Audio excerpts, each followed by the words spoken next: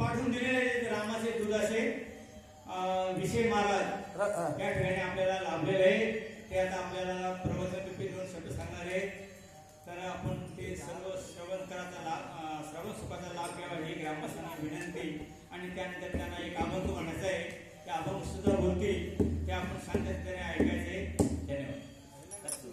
रामकृष्ण हरी, जय श्रीराम. रामकृष्ण.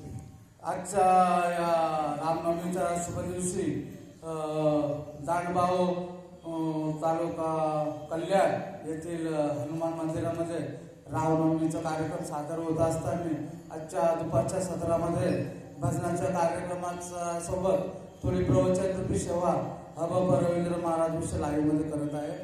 तर बघा श्रोतेहो, प्रभू रामचंद्राची लीला आपल्याला सर्वांना माहितीच आहे.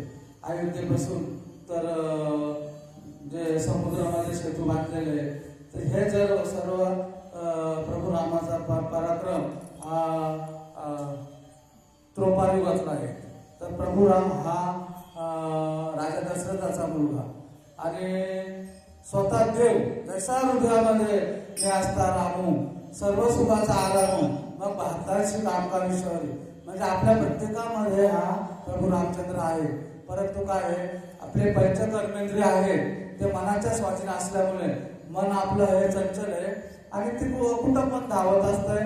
आणि त्या मन अस्थिर असल्यामुळे आपले जे पंचकर्मेंद्रिय आहेत त्यांच्यामधून त्या पंचकर्मेंद्रियाच्या माध्यमातून आपल्याकडून काही चुकीचे कार्य सेवा काही कर्म होतात. तर त्यासाठी आपलं मन स्थिर पाहिजे, आपल्या मुखात देवाचं नामस्मरण असलं पाहिजे.